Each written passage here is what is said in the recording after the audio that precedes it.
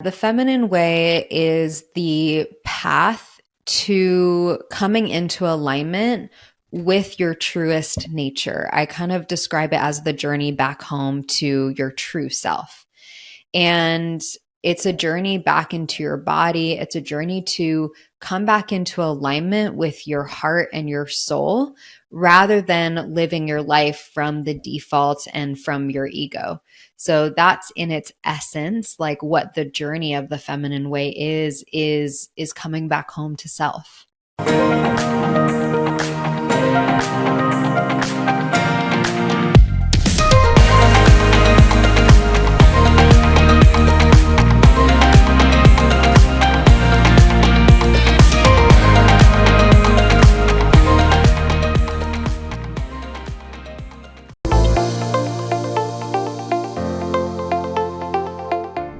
Well, I'm so happy to welcome Amy Natalie on Passion Love Pursuit podcast. Thank you so much for being here. Excited to dive right in. Yeah, I've really been looking forward to this ever since you reached out to me. It just felt like a fully aligned yes. And I'm open to wherever our conversation takes us today. Amazing. Well, I've actually been following you for some time, but when you sometimes on our social media, not everybody pops up sometimes every so often. And I happened to see your book, which completely gravitated towards, which is The Feminine Way. I have it right here. Reclaim your feminine energy to create a life of pleasure, aliveness, and vitality. And I don't know, there's not many women out there that don't want that. So I was so intrigued. And so I knew I had to have you on the podcast to go deep into the subject and everything that you teach today. I know, at least speaking for myself, and I'm sure a lot of women listening, I personally am a very ambitious, driven, disciplined woman. So I tend to operate a lot in my masculine energy. And I personally want to be able to lean more in my feminine essence to, be able to turn it on and off, to kind of move between the energies with ease, right? And it's hard when you're this ambitious, go-getter entrepreneur woman. It's so easy to just do. And so for the women listening today, if you're like me, I think this conversation, what we're going to go in today is exactly what we need to hear, because there is a way to dance between the energies with flow and ease.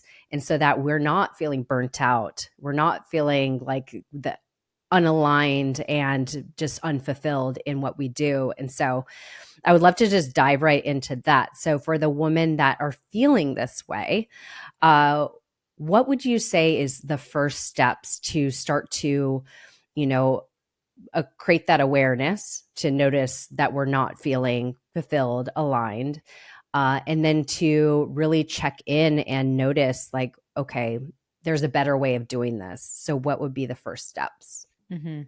Well, I'll first say that I feel you. I see you. This is exactly why I wrote this book, because I too am an ambitious woman. I'm an entrepreneur. I have big goals and ambitions. And I also found myself in that place of burnout, of feeling disconnected and unfulfilled. And yeah, it was truly impacting every area of my life. Specifically, my mental health was where I was struggling the most, but it also affected my physical well-being, my relationships, my finances, like you name it. This imbalance was showing up everywhere that I looked once I learned about it. So the first step is being here, listening to this podcast, learning about these concepts. That's the first step to any type of change, is bringing awareness. And I always like to say bringing loving awareness, because it can be so easy to be hard on ourselves, especially as ambitious women. We can be perfectionists. We can really just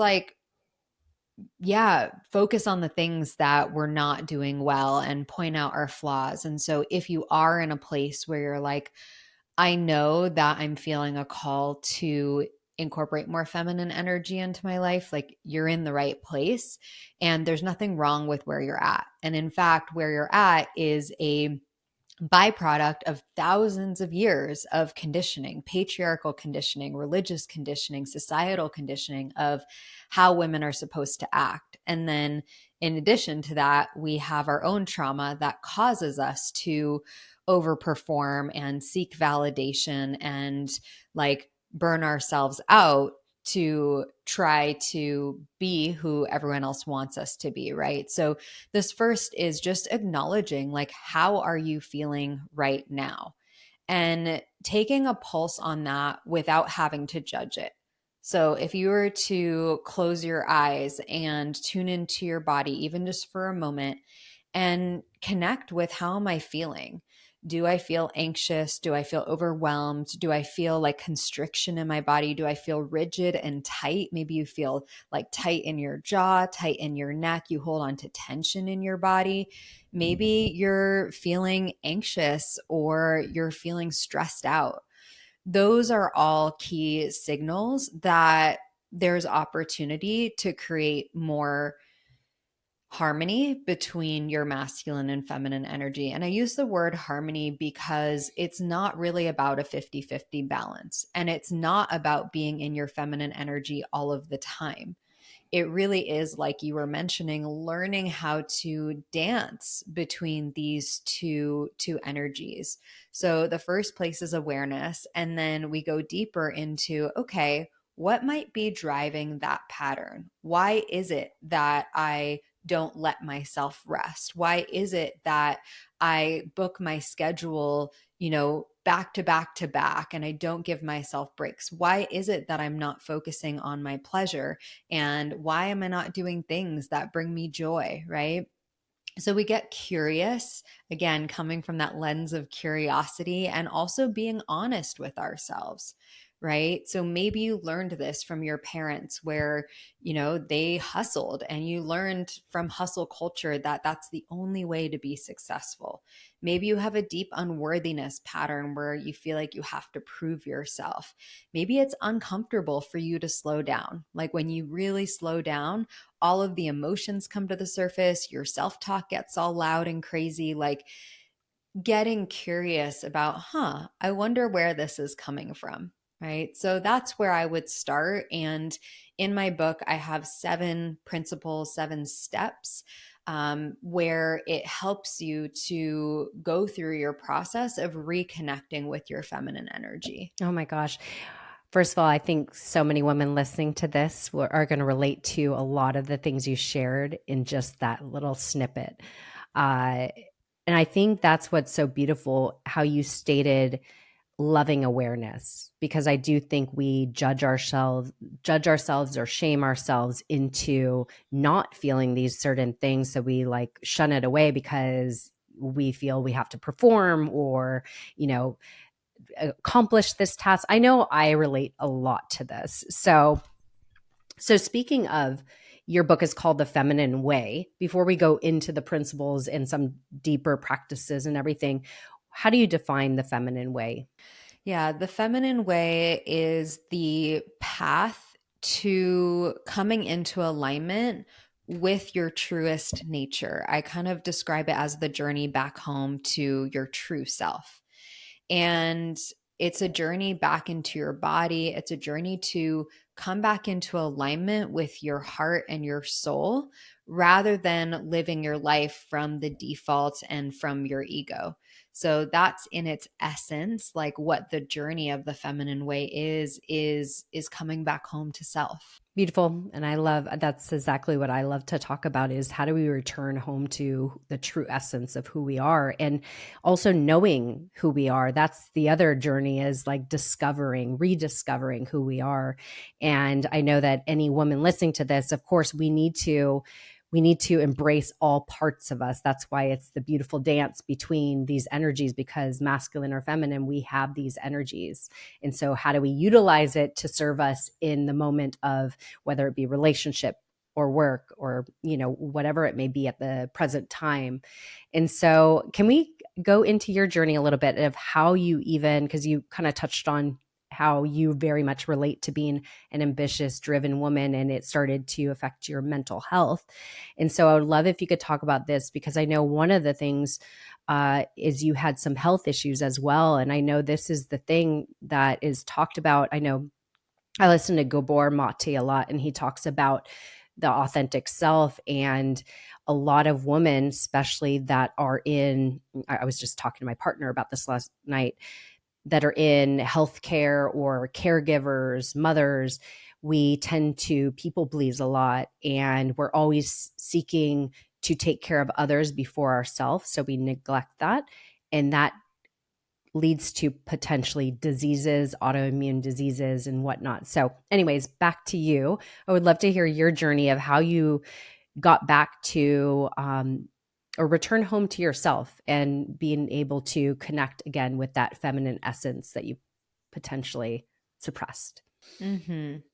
Yeah, so I'll take you back to a time in my life in my mid 20s. I was living a really picture perfect lifestyle. I had recently gotten married. We bought a house together. We had a really cute dog. We had like great family and friends. And on the outside, my life looked really amazing. And on top of that, I had my own nutrition business. I was following my passions, and like it kind of seemed like I had it all. And my life was really good on paper, but internally, unknowingly, I had created that life in order to gain the recognition and approval from my family and from the culture that I grew up in. So I grew up in a more traditional religious home, and I had kind of molded myself to be a version of myself that wasn't true to me. So this happened in small decisions over and over again where I was people pleasing, and I was too afraid to make decisions that felt right for me. And to be honest, I didn't even know what felt right for me because I had never really taken the time or had never been taught, like, what is it that you want? Who are you? What makes you happy? Right? Because as people pleasers, we're always modifying and finding ways to not make other people uncomfortable and to kind of like conform so that people like us and accept us, right? And I think I was doing that my whole life unknowingly. So there I was, have this amazing life on the outside, but I'm waking up with anxiety at 4 a.m. I've got horrible digestive issues that continue to get worse. My hormones are imbalanced, and I'm on multiple medications to manage my mental health. I've tried so many different things. And eventually, after a lot of searching outside of myself, I received the guidance that it was time to go within. And leading up to this, I had done, lots of yoga. I had taken meditation classes, but I was never consistent with it. And to be honest, like the level of internal pain that I was experiencing, both physically and emotionally, I didn't really know where else to go. I was like, all right, like they say that having a morning practice and having meditation is really helpful. So that's what I need to do. And so I found myself there in meditation and really asking myself the questions in my journal, like, what is it that makes me happy? If this life that I'm living is not making me happy, if this is not who I am, then who am I underneath that? And I started to get really curious about that. And at first, it was really hard. I was like, I don't really know what makes me happy. And it was uncomfortable to be in this inquiry. But the more that I sat and started to hear my inner voice, not my inner critic, not everyone else's voices that I had internalized, but my internal voice, which I like to call your intuition or your soul, the more that I sat and got quiet with myself, the more that that voice started to speak to me. And it was uncomfortable too, because that voice was telling me that I needed to make changes. That voice was telling me that I wasn't listening to myself. And so this is why it can feel so scary to sit down and listen, because that's where the deeper truths lie. Right. So that's the first step that I teach in the feminine way. The first principle is all about daily devotion. And I like to teach it a little bit differently than what you might find in a lot of different personal development programs or methodologies, oftentimes you'll be prescribed, okay, you need to do this type of meditation, or you need to do breath work, or you need to do all of these things. Like, you need to check all of them off the list. And only when you do that will you experience that freedom, that happiness, that calmness, that clarity.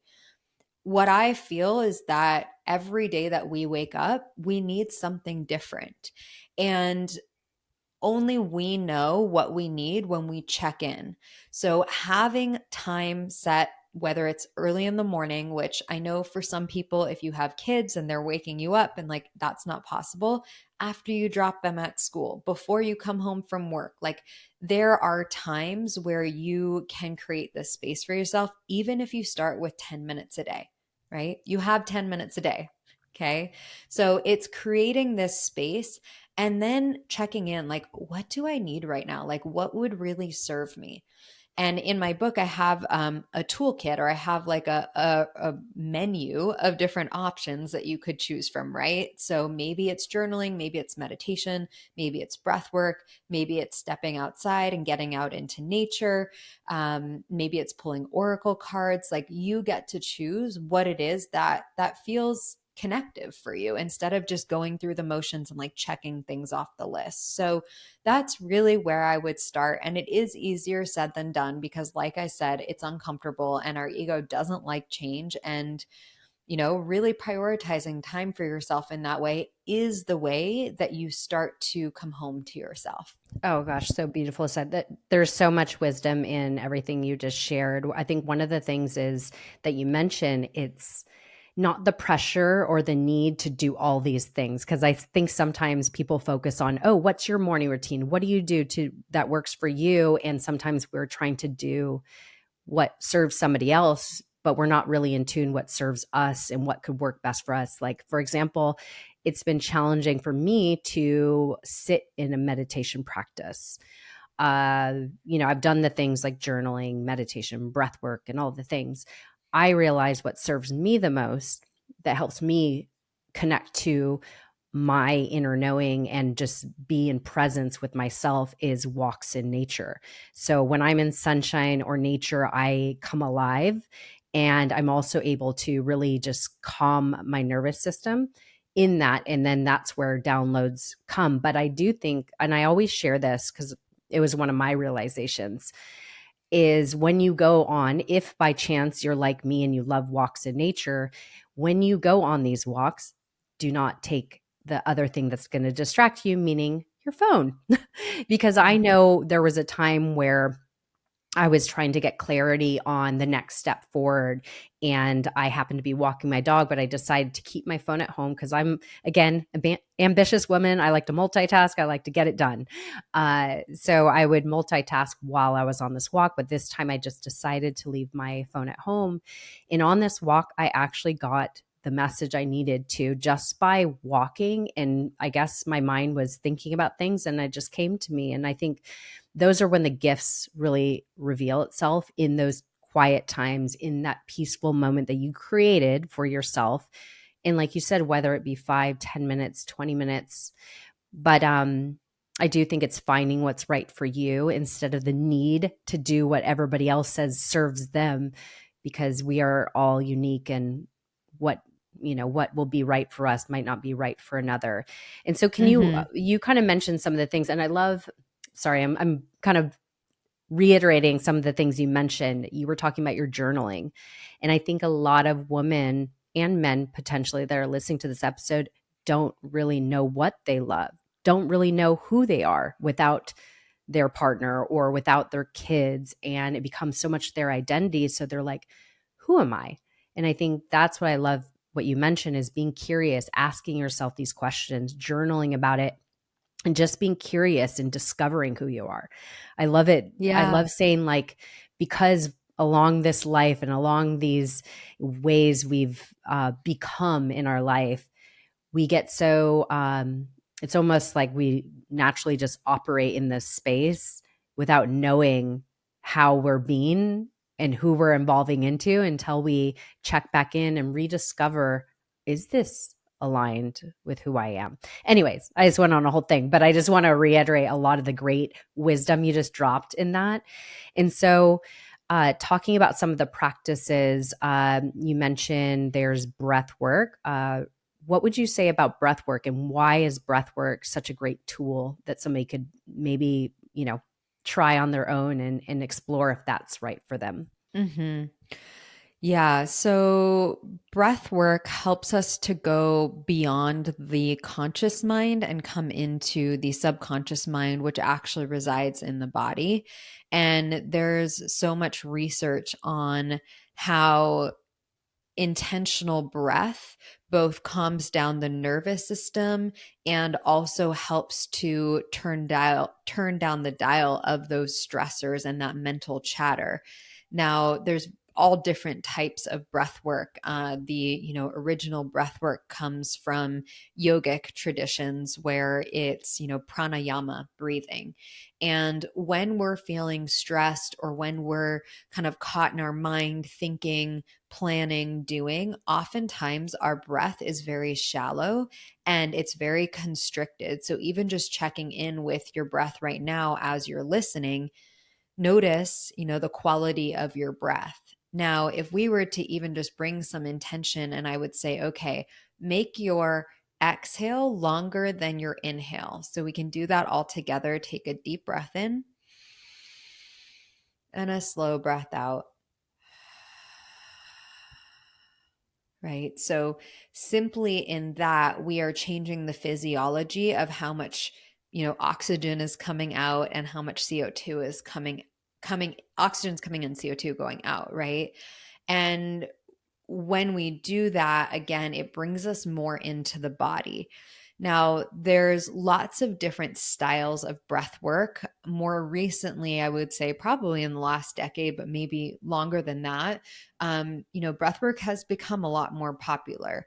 And some of the techniques are holotropic breathing or transformational breathing, where you're taking two inhales, one inhale into your belly, one inhale to your chest, and then you're taking a slow exhale, and you're having a set amount of time that you're doing these different breathing patterns, which are changing your physiology.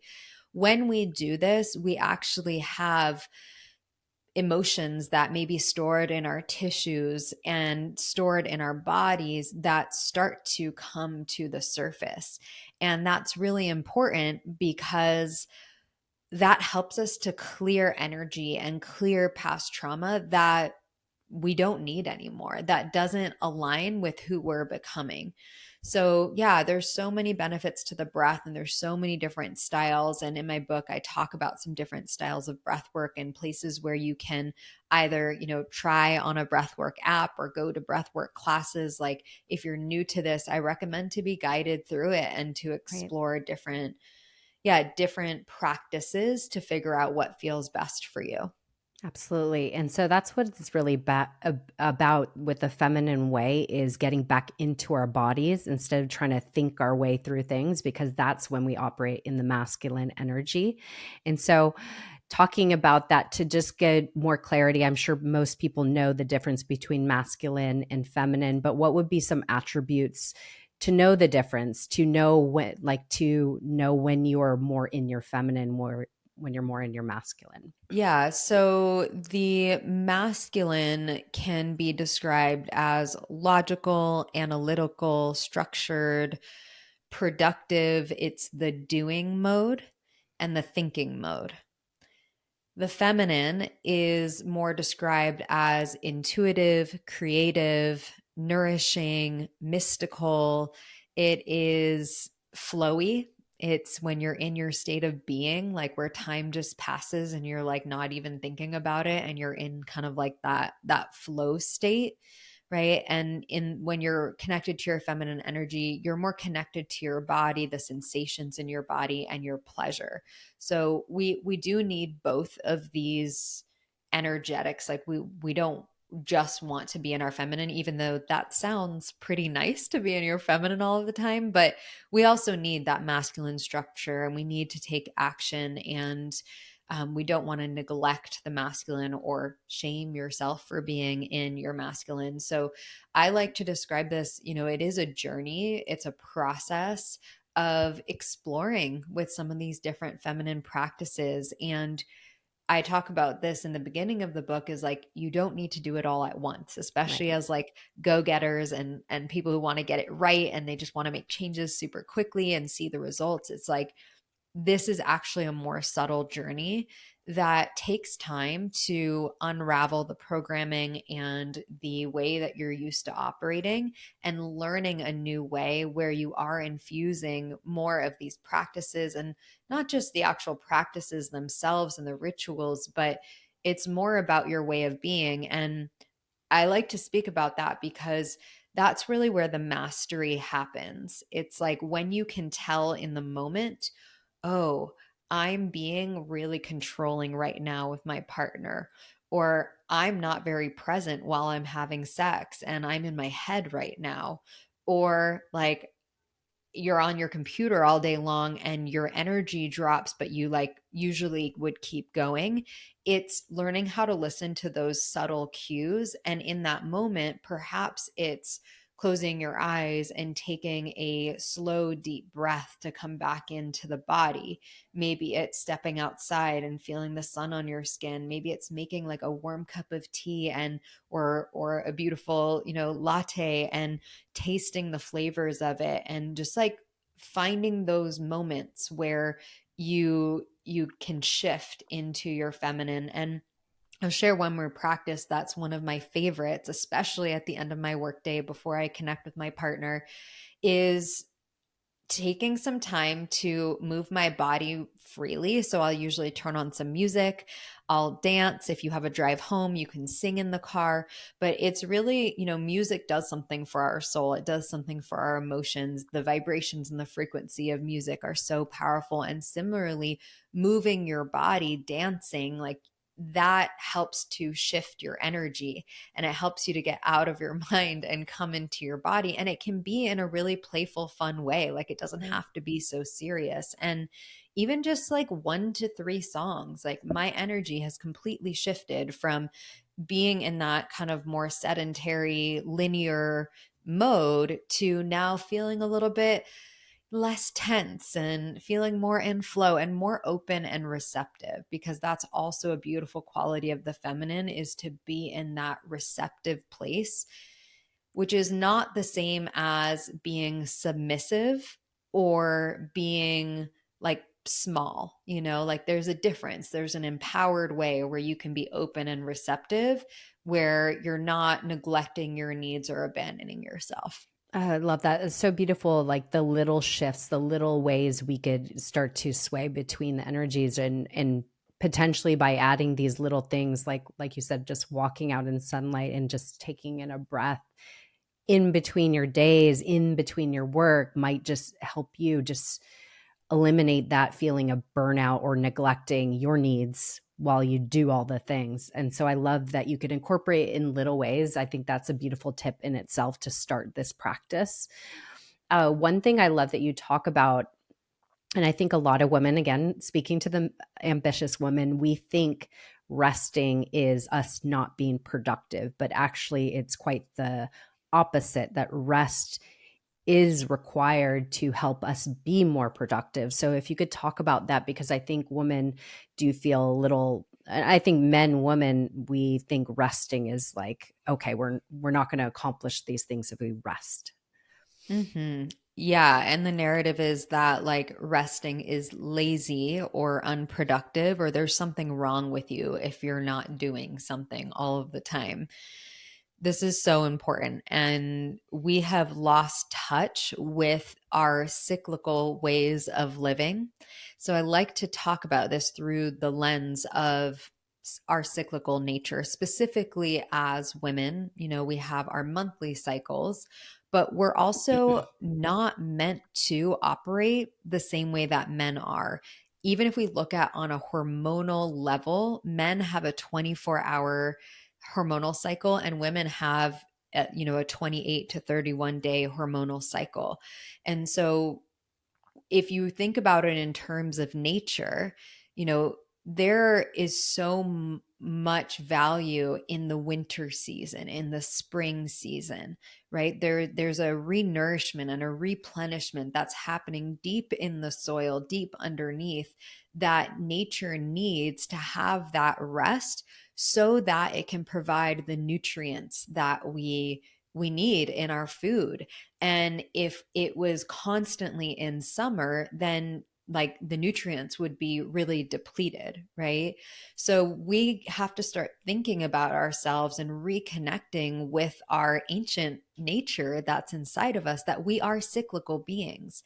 And when we can start to honor that winter season, whether that's in your cycle, or maybe if your business has different seasons as well, maybe there's times where you have busy season or a launch that you're in, and you know that when you're in that season, you're going to be on more of the time. So maybe you get to find ways to support yourself during that time with more self care, with less social engagements, like really preparing yourself for that season.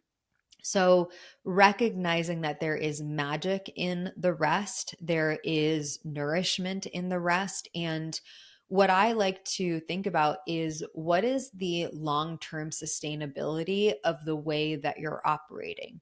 You know, could you keep operating at the same level and produce the same results and still feel good, or still have the energy for things outside of your work, right? And if the answer is no, then that's an opportunity to look at and say, huh, you know, is there another way that I could be doing this? Where can I build in more nourishment and rest, and like give myself that permission to slow down? And sometimes for me, that's just giving myself like 1 to 2 days where I don't have as much on my plate, right? Like I really create that space. Sometimes it's creating more spaciousness in my schedule where I don't book myself back to back, and I give myself some breathing room in between calls so that I have that time to check in with myself and ask, like, what is it that I need right now, right? Maybe you need more water or food, or to get off your computer for a few minutes. Like, if we don't have that time and space to check in with ourselves, we're going to reach that place of burnout, Mhm. and our bodies will start speaking to us. Our thoughts, you know, our mindset will start speaking to us. We're going to get to that place of depletion. And there's usually signs leading up to that before we get to that place of breakdown. Oh, so true. There's always little whispers of really what's going on and how we're feeling, and again, because we're so busy or we occupy our time so much, we don't notice these little nudges that are, like, for example, when it comes to health issues, like maybe our digestion's not as good, maybe like we're having gut issues, and part of this is because we are rushing, and we're rushing to eat or rushing to the next thing, so our digestion is thrown off course. I know I'm partly in the season where I'm experiencing some health issues because realizing I was hustling, and I had a really packed schedule, definitely stressed, but I've got so accustomed. This sounds really bad, but I've gotten, and I'm sure a lot of people relate to this, I've gotten so accustomed to stress that I don't even realize I'm stressed, which is bad. Mhm. So I've had to come to a place of being very intentional in slowing down, maybe when I'm eating to pause, maybe not drive while I eat, like these little things, because these little shifts are really what's going to create not only more awareness, but also to really be able to check in with what's going on and slow down and nourish yourself in lots of ways. So it's so necessary. So that rest piece, I'm sure that speaks to a lot of women out there. Rest will help you be more productive, and it will help you not burn out. I think it's one of those strategies that you have to add to your business plan is Mhm. rest. Yeah, and I'd love to add one more piece Yeah, there. please. You know, for me at least, and I know, well, I know this to be true for my clients as well. You know, when we're not giving ourselves enough rest, our negative self talk and the shame and all of that inside of your head gets so much louder. And it's actually a lot harder to make healthy choices and to make choices that feel aligned for you when you're feeling depleted because you're not getting enough rest, either when you're sleeping at night or like you're not giving yourself days off. Like, you get to have a day off or 2 days off. If you're an entrepreneur, like you get to have that. You get to take vacations. Like, you didn't start your business in order to work more than you would normally work a 9 to 5 or to not honor yourself. So yeah, the rest piece is so key to our physiology, for our mental health, for our physical health. And the last piece that I'll share there is that when we show up to the same exact to-do list and the same exact tasks, when we show up from a more nourished place, we get those tasks done so much faster and the creativity is there, and it's so much more effective. But it does take retraining that programming, right? Like, it's not what we're taught, but it works every time. Like, every time I give myself rest and I'm like, oh my God, but I have so much to do, I Right. come back and I'm like, wow, there are all those creative ideas and the flow and the ease. Like, it just comes to me rather than forcing it. And it Absolutely. takes time to build that trust practicing Absolutely. it. Absolutely. And actually, one thing I love that you share is having a devotion over discipline. It may seem somewhat of the same, but very different energies. So, if you could talk about that, because this is what you talk about with your practices, it's having this daily devotion to nourish you and finding the time. And I know that, you know, speaking to potentially moms out there, it's like, where's the time? you know, or busy entrepreneur. Like you've probably seen this meme where there's, an entrepreneur is 24/7. And so we have that pressure to always perform. And so in these daily devotions, like you said, you could find 10 minutes. So can you explain the difference between a daily devotion over discipline? Hmm. Yeah, this one's such a great reframe, and there's so much potency in even just like shifting your approach to doing the same exact things. This applies to your exercise, your fitness goals, it applies to your business goals, it applies to your nutrition goals, like all the things. When we take a disciplinary approach, there's an energy behind it where we have this like punishment or this internal pressure, and like, I should do this, and if I don't do this, then I'm bad or I'm wrong or I messed up or I failed, right? And sure, maybe if you're in the military, or maybe like, honestly, some men, like, that actually drives them and it works for some people. As feminine beings, what works better for us, and even if you're an ambitious person, like constantly putting pressure on yourself and being hard on yourself, like that's not going to help you to be consistent. So the opposite of that is devotion, coming from your heart space. How do I want to feel? What am I devoted to? And you'll be able to tell what you're devoted to by how you're spending your time and energy. So, are you spending tons of time on social media and not making time for yourself, right? Like, that's so common nowadays. Are you doing things for everyone else before you're doing things for yourself? Like, really connecting to how do you want to feel and who are you becoming? And then, what are the daily habits? What are the daily choices? What are the practices that that version of yourself would make? And come from that place. And if you miss a day or you eat something that you told yourself you're not supposed to eat, rather than like being super hard on yourself, acknowledge, hey, like that didn't feel good, or like that isn't in alignment, and move on from it. Make a better choice next time, right? I think so many of us can have that all or nothing, black or white Right. approach, and that just keeps us in the same cycle. That doesn't allow you to like grow and learn and move forward from it. Absolutely.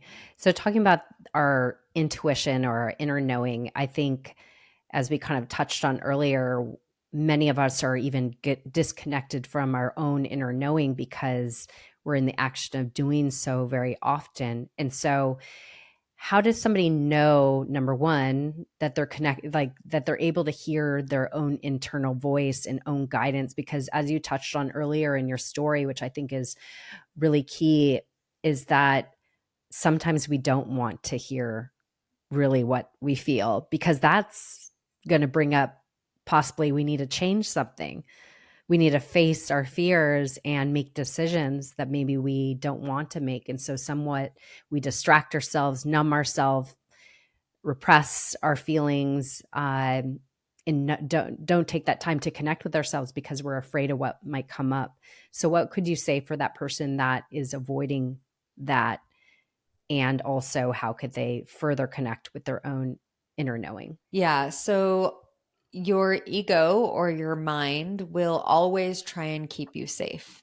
And the version of what means safe for your ego is what we like to call our comfort zone, right? So if our ego senses that we might be making changes or we might discover something new that would have us move in a different direction, it's going to be really sneaky and try and get you to distract yourself and to not do that. Like our egos are really good at what they do, right? But they're not very effective at helping us to live the life that we're meant to live. So I really believe that everything that you desire, the way that you want to feel, the life that you desire to live, the money that you want to make, the health that you desire is all on the other side of your comfort zone. And I like this saying that like your comfort zone isn't actually that comfortable. Right. It's actually just familiar and it doesn't feel very comfortable, but it feels safe, Mm. right? And when we play safe and when we don't honor those inner knowings and that those nudges that we get, that voice will get louder and louder until eventually you have to listen, right? Especially in the time that we're living in right now where consciousness is expanding, it's rising, and a lot more people are waking up and recognizing, hey, I can't keep living in this outdated way, this toxic masculine paradigm that I've been unconsciously living in. Like, that's not working for me. So, your intuition will try and get your attention in many different ways. And our intuition speaks to us very differently. So, a lot of people are like, oh, I don't really get the whole intuition thing. Like, how do I know if it's my intuition? And part of that is because we've never been taught how to listen to our intuition or how to hear it and then how to trust our intuition. From a young age, we're always looking outside of us for other people to make Right. decisions, especially as women. We're like, here, someone show me what to do, or, fix this or save me. Like we have these constructs of like constantly looking for other people's approval and for their guidance, right? But deep down, we already know what's right for us. So it's really about connecting with like how does your intuition speak to you, and there's five different ways that your intuition can speak to you. Some of the main ones that I talk about in the book are having that gut feeling and that gut knowing. Maybe it's like those butterflies in your stomach, or maybe you see something that feels really inspiring and exciting and you feel that like excitement bubble up in your stomach, right? That's the clairsentience, that's the clear feeling that you get in your body. Or maybe it's like you get goosebumps, right?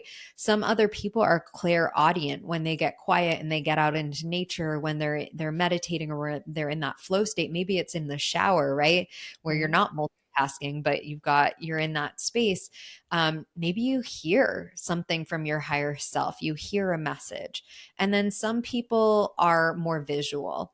Sometimes you can see different symbols, or you can kind of like see what decision is going to lead you in a certain direction. Like that, there's a smaller percentage of people who have that more like psychic seeing available for them. So just, this is the curiosity about learning about your own intuition and how your intuition can speak to you, which is again, unlearning the ways that we've been taught to be so logical and like needing to have it all calculated and having the answers, but it's more about listening for the answers. Absolutely. And so, speaking about that, when we listen for the answers, and let's say our intuition does speak to us and we gain clarity, how can we then lean into the courage to then take action based on what we learn and what we gain clarity about? Because I know you and your story, when you did get that clarity of really how you were feeling, you then took action. And I think that's Mhm. really the block for a lot of us. Yeah, there's a difference between having awareness of what you need to do and knowing what you need to do and taking action. And that's really the deeper work that I do with my clients on both a mindset level and an embodiment level, is taking a look at what are the fear based programs that are causing you to self sabotage or to procrastinate or like to believe that you're not capable of doing that, to have that self doubt. So there's these different layers of working through the resistance and working through the fears that come up for you. And then, the simplest thing that I would share is that it takes faith and courage. And faith and courage are kind of like a muscle that you need to flex and that you need to Right. keep coming back to. So I always say, like, when your faith is greater than your fear, anything is possible. So fear is the number one thing that's standing in your way. And fear will tell you it's not going to work out. You're going to fail. You're never going to find another partner. You're going to be alone. Your business isn't going to be successful.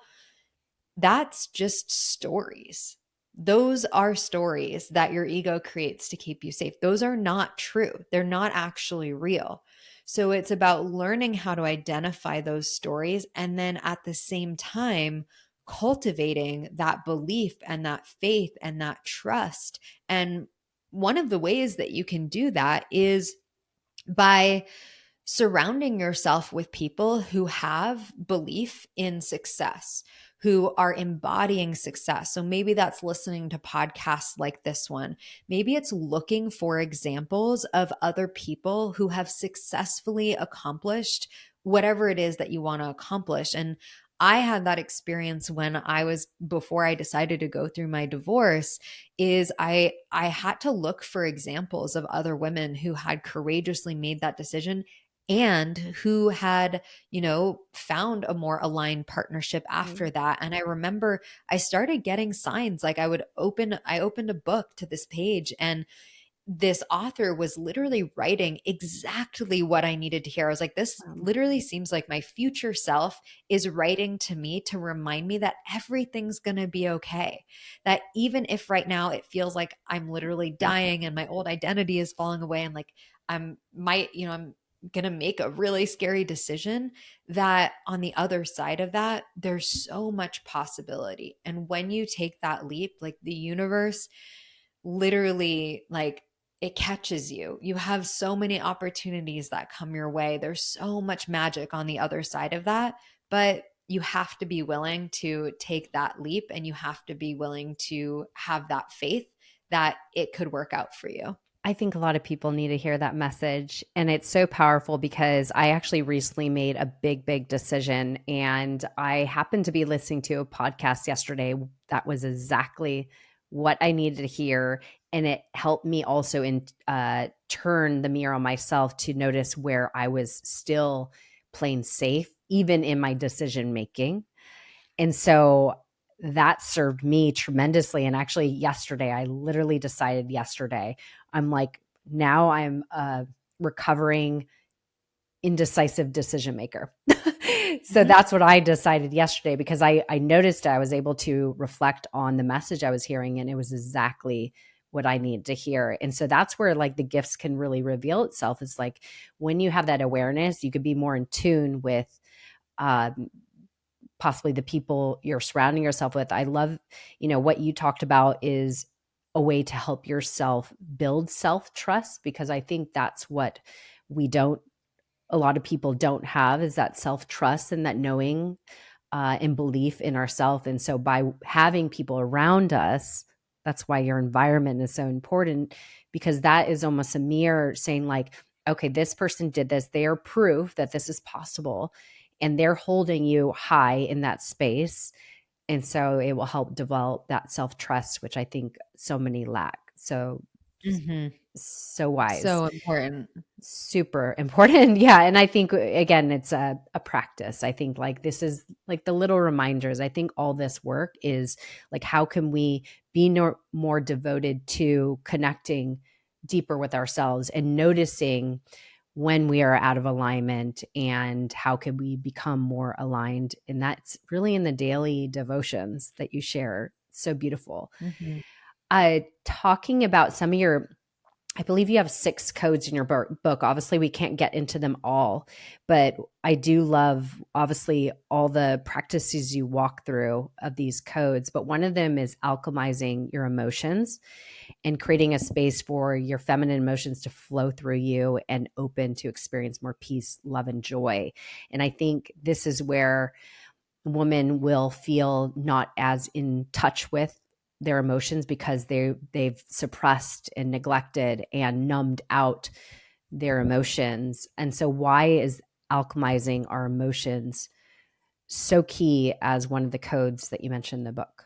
Mm, this is everything. I feel like this is part of the reason why I really started doing this work in the first place, is because my emotions were taking over my life and I didn't have the tools to be able to process them in a healthy way. And so they kept getting louder and they kept taking over my life. And I think about this a lot, you know, as feminine beings, we make decisions from our emotions, right? And if we constantly are coming up against anxiety or shame or feelings of unworthiness, like it's going to stop us from making the decisions that are going to lead us to the things that make us happy. And so the emotional alchemy is really about unlearning the programming that we've been taught that women should just be happy and quiet and that we shouldn't express ourselves and that showing your emotions is weak, right? I actually feel like showing your emotions takes so much courage. Vulnerability is so courageous, but it starts with getting in touch with your emotions. And I think where a lot of the mainstream psychology kind of has a limitation is that we're so used to analyzing our emotions. We're very good at being able to identify our emotions and to be able to analyze them, but we're not very good at feeling them. And feeling your emotions happens in your body. What happens when you feel your emotions is that the energy can move, it can shift. We move energy through crying, we move energy through sound, through yelling into a pillow, through punching the pillow, right? We move energy through shaking. These are all somatic techniques and tools that I teach my clients of how to move emotion and energy through their body and how to release the shame around it. Because what you're doing when you're actually feeling your emotions, you're taking your power back. You're no longer letting these emotions chronically rule your life. You're saying, okay, like I see that I'm feeling this way. I'm going to actually let myself fully feel this, which doesn't mean being an emotional mess and being in your emotions all of the time. There's a specific process of how you do this. And then once you feel your emotions, you come back to your true nature, which is love and peace and joy and empowerment and confidence. And you make decisions from that place. You move forward. You have the conversation you need to have. You set the boundaries you need to set. You ask for what you need. You take that aligned action. Like that's where we come back into our power. And like you don't need to be in that chronic state of being stuck in your emotions and spiraling in your anxiety. Like that that's that's not the way forward. Yeah, absolutely. One thing I would love to touch on, and we don't have to go too deep into this, but I do want to pull it out because this is part of the title of your book, is A Life of Pleasure. And so how does one awaken their pleasure, because this doesn't necessarily mean in a sexual way. Pleasure could be in drinking. I love drinking my cacao. I love, like, that's pleasurable for me. And so I would love to know just what is, what would you say about awakening your pleasure? Mm-hmm. Yeah, pleasure is another one of those topics where we have so much cultural shame around it, especially as women, we get these confusing messages from religion that being in your pleasure as a woman is sinful and bad. But then on the other hand, we have like the porn industry that hypersexualizes us. And then we're like, I don't know what I'm supposed to do. And there's just so much shame. And even from our personal experiences, if you've had any type of, trauma or body image issues, like there's just so much confusion here. So when it comes to approaching the conversation of pleasure, I like to start with defining the difference between sensuality and sexuality. Sensuality is being connected to your senses, meaning your smell, your taste, your touch, your sight, right? When we are connected to our senses, we can actually feel pleasure. And it doesn't have to be a sexual thing. It's like you mentioned, whether it's smelling some fresh flowers or taking time to enjoy the flavors in your meal or really loving the textures of a blanket or a sweater, right? Like watching the sunset can bring you pleasure. These are all ways where we can start to reconnect and start firing some of those neurons in our bodies to experience sensation again, to start to feel our bodies. Now, the more that we do that, the easier it is for us to feel pleasure in a sexual way, whether that's pleasure with yourself through a self pleasure practice or whether that's pleasure with a partner.